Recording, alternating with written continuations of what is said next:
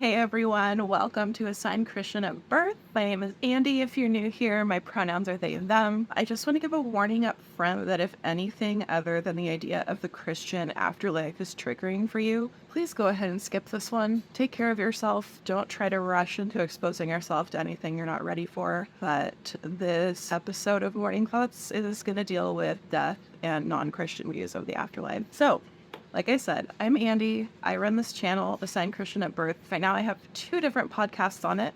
This one, Morning Thoughts, and another one called The Deconstruction Zone, which I just uploaded the first episode of. So check the link in the description for that. I do a quick, kind of funny interview with my brother Oliver about his deconstruction process as an evangelical who was a Catholic school kid raised in Mormon country in Utah. So check that one out. It's pretty wild. I also publish long form content and reaction videos on politics, things from my fundamentalist past, pop culture, things of that nature. If you're here, we're glad to have you.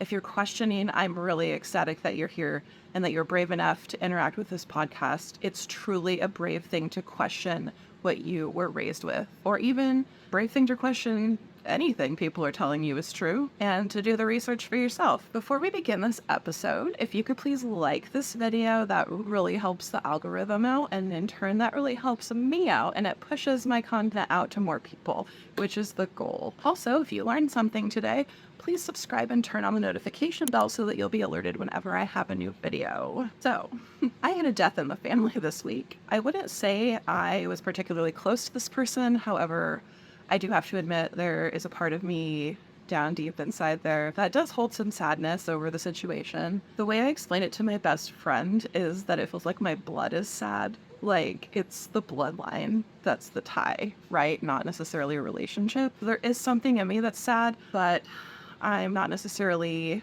grieving the way most people would when there's a death in the family. And yes, I do have complicated feelings about that.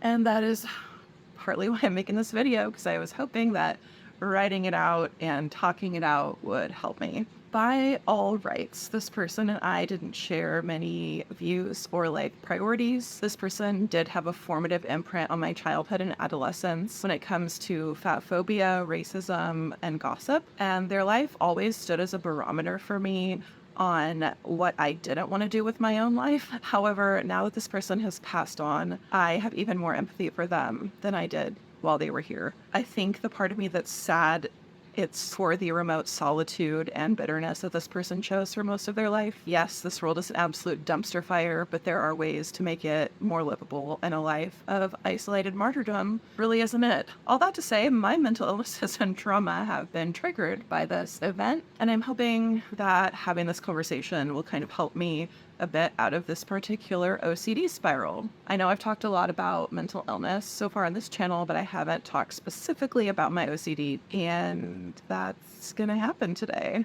which is a little wild, but hey, we're all here, we're all queer, just kidding, not all of us, but most of us probably.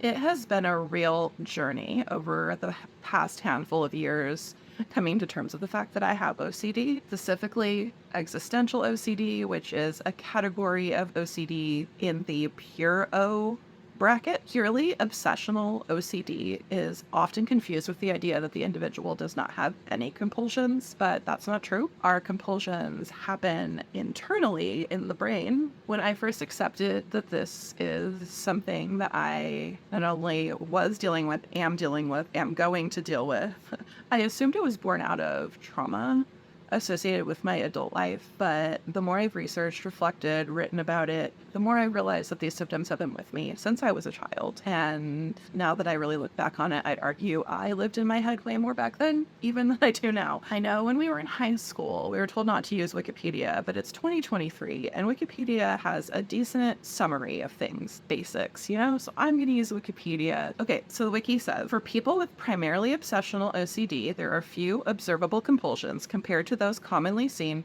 with the typical form of OCD, such as checking, counting, and hand washing. While ritualizing and neutralizing behaviors do take place, they're mostly cognitive in nature, involving mental avoidance and excessive rumination. Primarily obsessional OCD takes the form of intrusive thoughts, often of a distressing, sexual, or violent nature. which is like the fear of acting on these impulses. There are many categories of Pure-O, and I fit into several, but the one I'm comfortable talking about right now is existential Pure-O, and that's like my main one that affects me on a daily basis. Existential OCD is described on Wikipedia as involving persistent and obsessive questioning of the nature of self, reality, the universe, and other philosophical topics. So I think I was destined for this, considering the way I was raised. A huge part of my OCD is triggered by anything related to life, death, existence, reality, and lack of certainty about anything that I just named. Since leaving Christianity, I've had an extremely hard time with thoughts about the afterlife. My brother Oliver and I talked about this during his episode of Deconstruction Zone.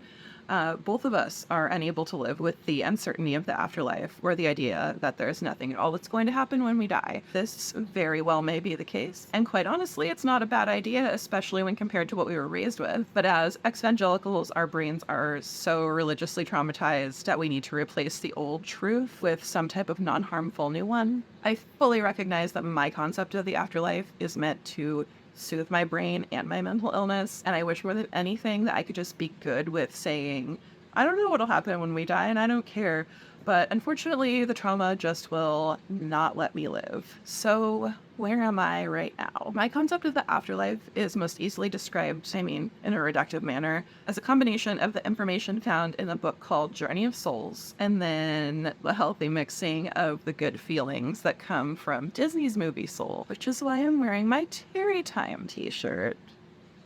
It's Terry Time. I'm fine most of the time when I'm not in the middle of an OCD spiral of being uncertain and not being able to know 100% that my idea of the afterlife is correct. But I also really feel at peace with this philosophy and understanding of the universe. I'm not going to get super deep into it right now because this is morning thoughts and it's more about my OCD and how that plays into a death in the family than my spiritual leanings. But to sum it all up, basically right now, I believe that we all end up in the same place when we pass away, and that we are reunited with the people in our spirit family. Basically, these are the people who show up in each of your lives, but as someone different each time. So my brother could be my mom next time, my wife could be my sister next time, my dog could be my teacher next time. We sign up for these lives in order to go through experiences that better ourselves, and we work with our soul group to help each other learn. I fully believe that pet souls are part of the spirit family too, and I know, especially coming from Christianity, that this is going to sound like a lot of woo-woo bullshit to a lot of you watching. But here's the thing. The reason this resonates so deeply with me is because this is a belief that brings harm to no one. No one's being punished and tormented eternally. There's a purpose to this life. And if it turns out not to be true, I'll be one with the cosmos again already and unable to have feelings about it anyhow. This is just what I need to keep my brain settled while I'm trying to exist. All that to say, I'm mostly at peace with all of that, like I said, when I'm not in an OCD spiral. But the death of this family member has triggered one for me, because in the end, of course, there's no certainty in my new belief system. And an OCD is a mental illness that loves certainty, especially when there's no way of getting any. On top of that, there's been a decent amount of fundamentalist rhetoric about being called home and being in the arms of Jesus in phone calls and texts I've been getting. And while I know that Christianity, without a doubt, is not the one true religion, I still live with a brain that was formulated in a vacuum where the opposite was a given. I'm curious to know what others who've deconstructed feel when it comes to death and the afterlife. If you've deconstructed from Christianity to nothing, or from fundamentalist to progressive Christianity, leave me a note on what your views and feelings of the afterlife are, because I would love to have that discussion. But basically, the way this is affecting my OCD right now is it has me going, my life is almost over. I haven't accomplished anything. I need to be doing 100 things right now, but I don't have the energy to do any. What's going to happen when I die? I feel like my wife is going to die. I feel like my dog is going to die. I feel like my other partner is going to die. I feel like my brother is going to die. I feel like I'm going to die. Like everybody's going to die. Something that is tied really hard to existential OCD is also like, I don't remember if it's called like medical or health OCD, but basically every day I have to fight the mental illness that says, you probably have cancer and you don't know it and you're going to die tomorrow. Most people can be like, okay, that's ridiculous. Like, stop. My brain goes, you have cancer and you're going to die soon. Do you need to start packing up all your stuff and burning your journals and other things that you don't want people to find? And it's like, That's crazy. I'm allowed to say it because I have OCD. You're not allowed to call me crazy. That's only one aspect of the spiral too. I mean, another spiral is I made it out of my former indoctrination.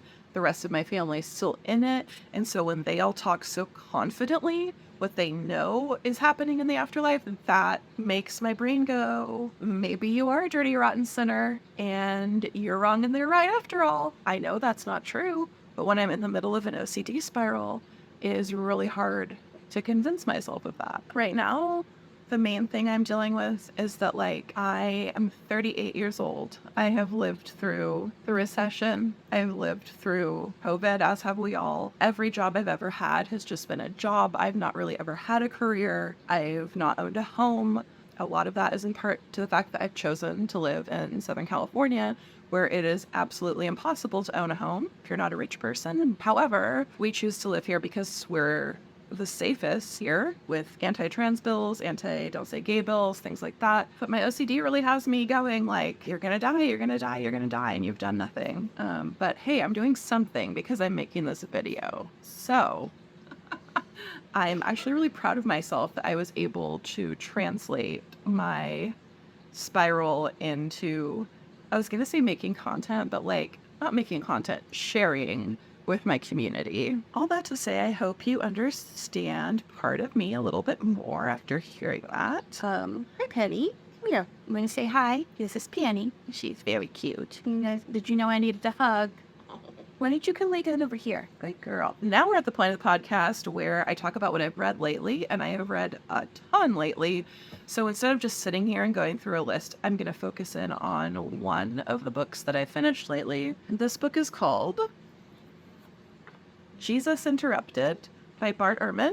I went ahead and listed 3 of my biggest takeaways from reading this book that is brand new information to me that really, really helped make me feel strong in my deconstruction. Like, don't get me wrong, I feel pretty damn strong in my deconstruction every day, but I'm not gonna lie, there are times, like I was saying, where my brain likes to tell me, hey, Andy, you're wrong. You know you're wrong, and your family's right. And it's like, I know that's not true. And that's why I read and research and study, and that is why I have basically become a scholar of the Bible in a way I never was before. Yes, this is part of the OCD.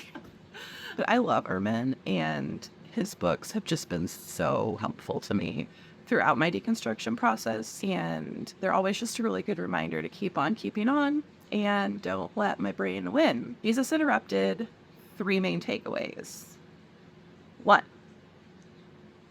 a suffering Messiah. This concept is a central tenet to Christian theology and religion, but many people don't know Messiah is the Hebrew equivalent for the word Christ in Latin. So calling him Jesus Christ is the same thing as saying Jesus the Messiah. The main sticking point here, though, is the difference between Jewish and Christian views of the Messiah. Ehrman demonstrates that in the Christian tradition, it is believed that prophets of the Jewish Bible, or the Tanakh as I prefer to call it, made many prophecies about what the Messiah would do and what he would be like. Christians believe that Jesus fulfilled every single one of these prophecies. However, in the Jewish tradition, before Christianity was even invented, there was no expectation at all of a suffering Messiah. Christians have cited certain Tanakh passages as clear prophecies of a suffering Messiah, such as Isaiah 53 and Psalm 22, but the Messiah is not mentioned at all in these verses. To learn more about what Judaism says about the Messiah, minus any Christian appropriation, you've got to read this book. Again, it's called Jesus Interrupted by Bart Ehrman. Number 2, discrepancies from the life of Jesus. There are many major and minor irreconcilable differences throughout all the Gospels. This book covers more than just a couple of these discrepancies. I'm only going to mention 2 here to further entice you to read the book, but let me just say, if you have never compared the resurrection part of all the Gospels, do yourself a favor and go read them together. See if they line up. The one I want to talk about first is about Jairus' daughter. We all who went to Sunday school know that story. In Mark, the first gospel written, the account has Jairus come to Jesus because his daughter is sick and she needs healing. Jesus is then interrupted by a hemorrhaging woman who also needs healing. And by the time they get to Jairus' house, his daughter has already died from her sickness. Jesus then raises her from the dead, bringing her back to life. And that's found in Mark 5:21 through 43. Matthew's version of the story is different. When Jairus arrives at Jesus' location, he tells Jesus that his daughter is dead, and he is actively asking for the miracle of resurrection. That's found in Matthew 9:18-26. As Ehrman says, this story may seem like a minor or negligible difference, but when you really look at it, it's a matter of life and death. Was the girl alive or was she dead? The two gospels don't agree. The second discrepancy that I want to talk about is how many animals did Jesus ride on Palm Sunday? 3 of the Gospels agree that Jesus rode 1 animal. Mark 11 says it was a colt, Luke 19 says it was a colt, and John 12 says it was a young donkey. But in Matthew, the author ties this act to the fulfillment of a prophecy that does not exist in any of the other 3 Gospels. Matthew specifically puts a lot of emphasis on the fulfillment of Scripture, and in Matthew 21:5, he quotes Zechariah 9:9, which says, "Behold, your king is coming to you, humble and mounted on a donkey, and on a colt, the foal of a donkey." Ehrman explains this verse by saying that scholars of the Hebrew Bible recognize that this is a type of poetic prophecy, and the 3rd line of the text restates what was said in the 2nd. But Matthew evidently did not understand this poetic convention in this place, which led to some rather bizarre results. In Matthew, Jesus' disciples procure 2 animals for him, a donkey and a colt. They spread their garments over both of the animals, and Jesus rides into town straddling both animals. Matthew 21:7. It's very strange, but Matthew did that in order to make Jesus literally fulfill this prophecy from Zechariah. Anyway, that's another one that's like, what? How did I never realize that when I was a Christian? There are so many of these, I'm telling you. I am the biggest Ehrman shill. Read this book. The third takeaway that I want to talk about from this book would be the forged letters of Paul. There are 6 books in the New Testament that are attributed to Paul, even though academics have been tracking the evolution of vocabulary, style, technique, and theology for the last couple hundred years. And the books known to be forgeries are 2 Thessalonians, Colossians, Ephesians, 1st and 2nd Timothy, and Titus. I'm only going to speak briefly about one of them here because, again, read the book. 1 Timothy. This is the infamous letter of Paul that tells women to be silent in the church and that they shouldn't have authority over men. What's interesting is that this forgery took great pains to imitate Paul's writing in order to push its own agenda. Paul's personal views were that women could hold leadership positions in the church as ministers, prophets, or apostles, but that they were to stick to the role of being more subservient in larger society. Like men, obviously, have always had more rights and privileges than women. And Paul was saying, like, you can do these things in the church, but simmer down when you're out there. Some early Christians told and wrote of Paul's female companions, like Thecla, who renounced marriage, led an ascetic life, and taught male believers in the church. But then there were others who urged the complete and total submission of women to men, and it was one of these people who wrote in the name of Paul in order to invoke his spiritual authority for a precept he never taught. I really urge you to read the book. I know that a lot of this might be hard to believe, but I'm not here to tell you just to believe me. I'm here to urge you to do the work for yourself, dive in, read the book, read other books, dive deep into biblical scholarship, especially if you don't believe what I'm saying here is true. The fact of the matter is that most of these things are taught in seminary and divinity school, but they never make their way to congregations at large. Ehrman has no idea why, but in the book he guesses it could have to do with pastors feeling like people aren't ready to hear it or it might cause them to lose their faith. I personally think they don't tell people because it preserves their power in the status quo, but that's just me. Little old me. Assigned Christian at birth. Thanks for chatting with me on today's Morning Thought. I'm recording Morning Thoughts in the afternoon because I've been in a special place with my mental health, but I'm here and I got it done, and I'm so glad that you joined me for this episode of Morning Thoughts. And me and Penny will see you next time. Bye.